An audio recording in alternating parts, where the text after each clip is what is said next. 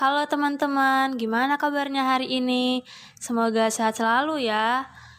Baik, perkenalkan saya Ivani Nurnajemi sebagai pembawa acara podcast kelompok 2 hari ini dengan tema cara untuk mendapatkan dan mempertahankan berat badan ideal. Di sini saya juga telah mengundang Kak Vita Nurmasyita sebagai narasumber pada hari ini. Baik Kak Vita, bagaimana kabarnya hari ini? Wah, alhamdulillah baik nih Kak Ivani. Wah, benar hari ini saya sangat bahagia bisa datang ke tempat Alhamdulillah. ini. Apakah Kak Vita siap untuk menjawab pertanyaan dari netizen Instagram tentang berat badan ini? Sangat siap sih Kak, soalnya biar teman-teman tuh pada tahu apa sih berat badan ideal Iya. itu. Baik Kak, kalau begitu saya lanjutkan ke pertanyaan saja ya agar tidak berlama-lama lagi. Oke Kak, siap. Lanjutkan saja. Baik, menurut Kakak pengertian dari berat badan ideal itu seperti apa sih? Oke, ini pertanyaan yang bagus ya. Jadi teman-teman, berat badan ideal itu adalah berat badan yang dianggap paling menyehatkan bagi seseorang dengan mengacu pada tinggi badannya.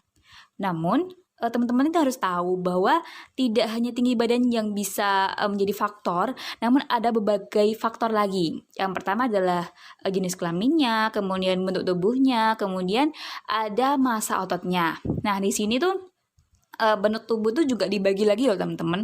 Ada bentuk tubuh seperti ektomorf maksud saya, kemudian ada yang seperti mesomorf, kemudian ada yang seperti endomorf. Nah, kemudian apa sih maksudnya ektomorf itu? Jadi teman-teman, bentuk tubuh ektomorf itu adalah bentuk tubuh yang lebih ke kurus teman-teman. Jadi walaupun orang itu kurus, tapi dia tuh sebenarnya berat badannya ideal gitu teman-teman. Jadi bentuk badan ini tuh lebih ke sedikit otot atau sedikit lemak, namun dia tuh sudah ideal teman-teman.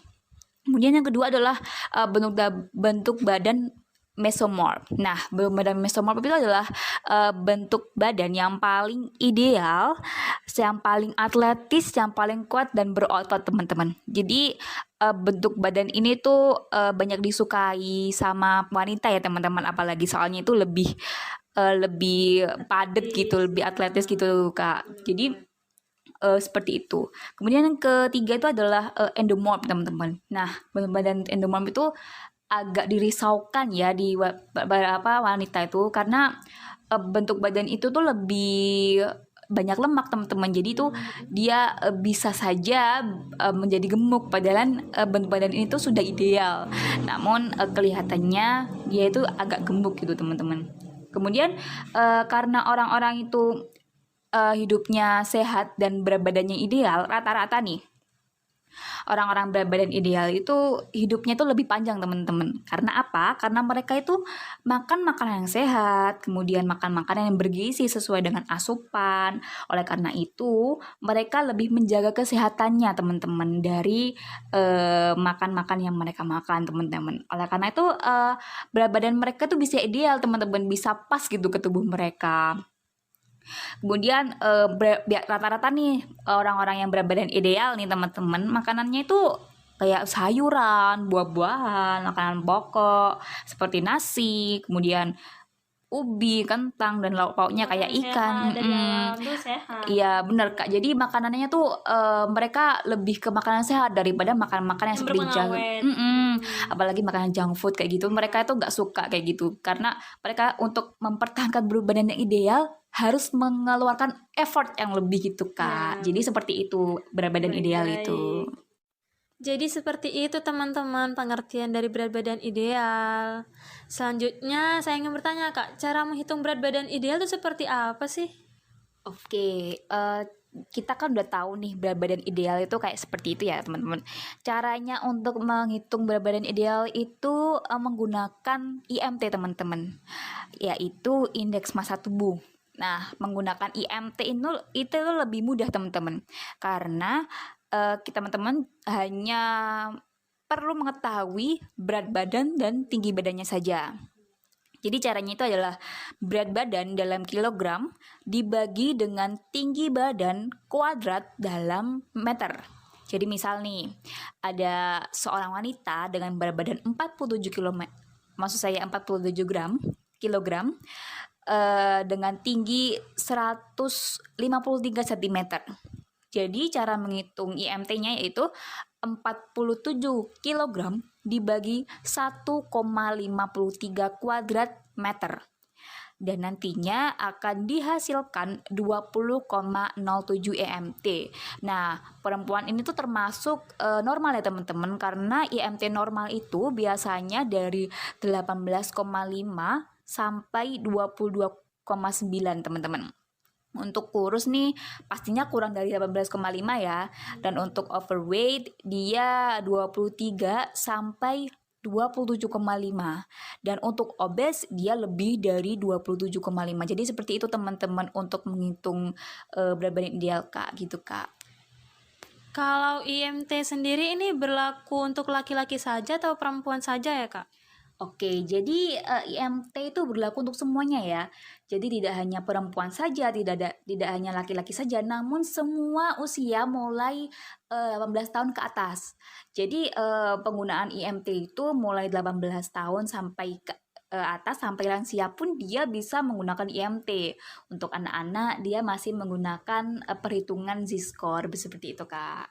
Oke, sudah paham, Kak. Jadi seperti itu teman-teman, kalian harus menentukan dulu IMT kalian itu termasuk kurus, normal, atau overweight, atau obes. Baik Kak, selanjutnya nih ada pertanyaan yang bagus ini Kak. Faktor yang mempengaruhi untuk orang bisa gemuk tuh apa sih Kak? Dan cara untuk menaikkan berat badan tuh gimana ya Kak? Bisa dijelaskan seperti apa? Oke, wah ini sangat bagus ya pertanyaannya Kak. Oke, jadi faktor untuk mempengaruhi orang-orang bisa gemuk itu seperti yang saya katakan tadi di pengertian berat badan ideal. Jadi yang pertama itu karena bentuk badannya. Nah, bentuk badan tadi kan saya jelaskan ada 3 tuh. Ada ectomorph, ada mesomorph, dan ada endomorph. Jika orang itu sudah ectomorph atau orang itu lebih ke kurus, dia itu walaupun dia makan banyak, pastinya berat badannya juga suka segitu-gitu doang gitu. Jadi dia bisa ideal, tapi menurut pandangan orang-orang tuh dia kurus. Padahal dia tuh sudah ideal. Iya, padahal dia tuh sudah ideal Kak. Jadi ectomorph itu jadi orang-orang yang kayak model-model seperti itu Kak. Dia tuh lebih kekurus dan kalau makannya banyak pun dia ya seperti itu ya. Jadi untuk gemuknya itu agak susah gitu. Terus kemudian ada yang mesomorph nih. Yang mesomorph kan dia udah berat badan paling ideal nih. Nah, dia sudah atletis, kuat dan berotot nih. Kalau menggemukkan sepertinya tidak perlu ya, karena sudah ideal gitu. Jadi ya kalau menggemukkan ya malah jadi penyakit kan nantinya. Kemudian untuk endomorph, nah orang yang endomorph ini perlu menurunkan, bukan menaikkan Kak. Jadi untuk menurunkan berat badannya dia harus perlu exercise seperti mengurangi asupan makannya, kemudian berolahraga lebih ketat gitu. Jadi setiap harinya harus makan makanan yang sehat gitu Kak. Kemudian kakak tadi bertanya tentang cara menaikkan berat badannya. Nah, cara menaikkan berat badan ini cocok untuk orang yang bentuk badannya ectomorph atau lebih ke kurus Kak. Jadi orang yang ectomorph itu cara menaikkan berat badannya itu harus menambah asupan gizinya nih, menambah asupan kalorinya. Jadi setiap harinya contoh nih ada orang yang berat badannya asupan gizinya itu 2.500 kilokalori per hari, dia harus menambah lebih dari 2.500 kilokalori per harinya agar dia itu bisa menaikkan berat badannya gitu Kak. Jadi seperti itu Kak. Baik, seperti itu teman-teman informasi tentang berat badan ideal pada podcast hari ini. Terima kasih Kak Vita telah memberikan ilmunya buat kita semua tentang berat badan ideal. Iya Kak, sama-sama juga. Terima kasih juga teman-teman. Gimana teman-teman, sudah paham semua kan tentang berat badan ideal? Pastinya sudah paham dong. Oke, saya cukupkan sampai sini dulu ya teman-teman podcast kali ini. Mohon maaf jika ada salah kata dari saya ataupun Kak Vita. Saya Ivani Nurnajemi sebagai pembawa acara. Izin undur diri. Wassalamualaikum warahmatullahi wabarakatuh.